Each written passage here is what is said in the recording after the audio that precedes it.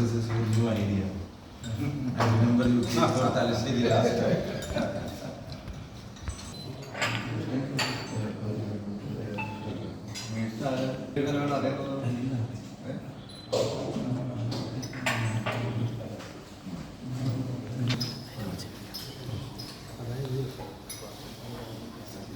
Hello പരിപാടി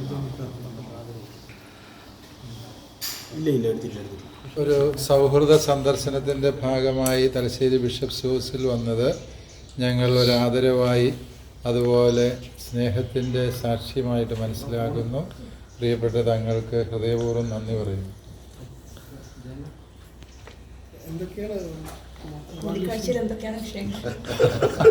കൂടിക്കാഴ്ച ഞാൻ പറഞ്ഞല്ലോ, സൗഹൃദ സന്ദർശനമായിരുന്നു. ഞങ്ങൾ ഒരുമിച്ച് ബ്രേക്ക്ഫാസ്റ്റ് കഴിച്ചു. അതുപോലെ തന്നെ അപ്രകാരമുള്ള സൗഹൃദത്തിൻ്റെ സ്നേഹത്തിൻ്റെ ഹൃദ്യമായ പങ്കുവയ്ക്കലുകൾ ഈ കാലഘട്ടത്തിൻ്റെ ഒരു ആവശ്യമാണ് എന്ന് ഞങ്ങൾ മനസ്സിലാക്കുന്നുണ്ട്. അപ്രകാരം ഒരു സൗഹൃദത്തിൻ്റെ പങ്കുവയ്ക്കലായിരുന്നു ഇത്. ഇതിനകത്ത് രാഷ്ട്രീയമോ മറ്റ് ലക്ഷ്യങ്ങളോ ഒന്നും ഈ ഒരു സന്ദർശനത്തിൻ്റെ ഭാഗമായിട്ടുണ്ടായിരുന്നു. തീർച്ചയായും പല വിഷയങ്ങൾ നമ്മുടെ മുമ്പിലുണ്ടല്ലോ. ആ വിഷയങ്ങളെക്കുറിച്ച് പരസ്പര ധാരണയോടെ കാര്യങ്ങൾ മനസ്സിലാക്കുക, അതാണ് ഞങ്ങൾ ഉദ്ദേശിച്ചത്. കാര്യങ്ങൾ തീർച്ചയായും ഞങ്ങൾ സംസാരിച്ചിട്ടുണ്ട്. പരസ്പരം മനസ്സിലാക്കാനും ഒരുമിച്ച് നീങ്ങാവുന്ന എല്ലാ മേഖലകളിലും ഒരുമിച്ച് നിൽക്കാനുമുള്ള ഒരു ചിന്തകളാണ് അത്. ഈ ഒരു ചർച്ചയെ മാത്രമല്ല, കേരള സമൂഹത്തിൻ്റെ ഭാവിക്ക് അത് വളരെ ആവശ്യമാണ് എന്ന് ഞങ്ങൾ ഒരുമിച്ച് മനസ്സിലാക്കുന്നു. യെസ്, കർഷകരെ ദ്രോഹിക്കുന്ന ഒരുപാട് പ്രശ്നങ്ങൾ ഇപ്പം നമ്മുടെ മുമ്പിലുണ്ട്.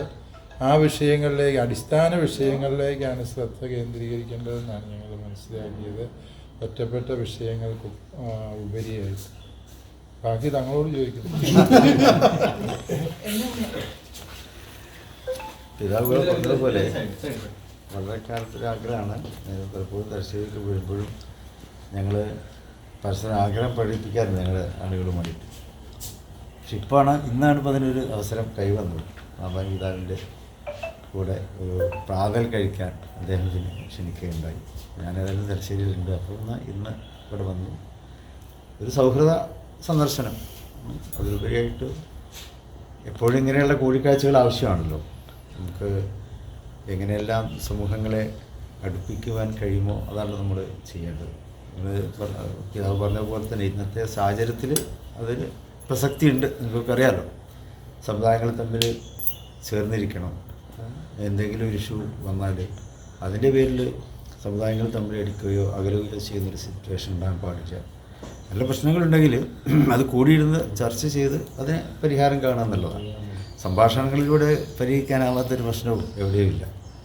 അപ്പോൾ അതൊക്കെ കണ്ടുകൊണ്ട് ബന്ധങ്ങൾ ഊഷ്മളമാക്കുക, നിലനിർത്തുക എന്ന ഉദ്ദേശത്തോടെ തന്നെയാണ് ഇവിടെ വന്നിട്ടുള്ളത്.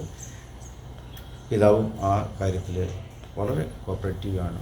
അദ്ദേഹത്തിൻ്റെ സംസാരവും അദ്ദേഹത്തിൻ്റെ ഇടപെടലുകളും അടുത്ത കാലത്തായി അദ്ദേഹത്തിൻ്റെ പല പ്രസ്താവനകളും മതേതരത്വത്തെ ശക്തിപ്പെടുത്തുന്നതാണ്. സാമുദായിക സൗഹാർദ്ദത്തെ ഊട്ടിയുറപ്പിക്കുന്ന കാര്യത്തിൽ അദ്ദേഹം മുൻപന്തിയിൽ തന്നെ നിൽക്കുന്നുണ്ട്. ഒരു ബിഷപ്പ് എന്നുള്ള നിലയ്ക്ക് അദ്ദേഹത്തിൻ്റെ ആത്മീയമായിട്ടുള്ള ചുമതലകളുണ്ടാവും. പക്ഷേ അതോടൊപ്പം തന്നെ സാമൂഹ്യമായിട്ടുള്ള കാര്യങ്ങളിലും അദ്ദേഹം അഭിപ്രായങ്ങൾ തുറന്നു പറയുന്നു എന്നുള്ളതിൽ ഞങ്ങൾക്ക് സന്തോഷവും ആത്മധൈര്യവുമുണ്ട്. സമുദായ നേതൃത്വങ്ങൾ ഇങ്ങനെ അഭിപ്രായങ്ങൾ തുറന്നു പറഞ്ഞുകൊണ്ട് തമ്മിൽ കൂടിയിരിക്കാനുള്ള മര്യാദകളൊക്കെ കാണിക്കുമ്പോൾ അതിന് നമുക്ക് അത് വളരെ സ്വാഗതാർഹമാണ്. രാഷ്ട്രീയത്തിനപ്പുറത്തെ ഇത്തരം സൗഹൃദങ്ങളാണ് നമ്മളെപ്പോഴും ഊട്ടിയുറപ്പിക്കേണ്ടത്. നല്ല ഫോട്ടോ എടുക്കണേ.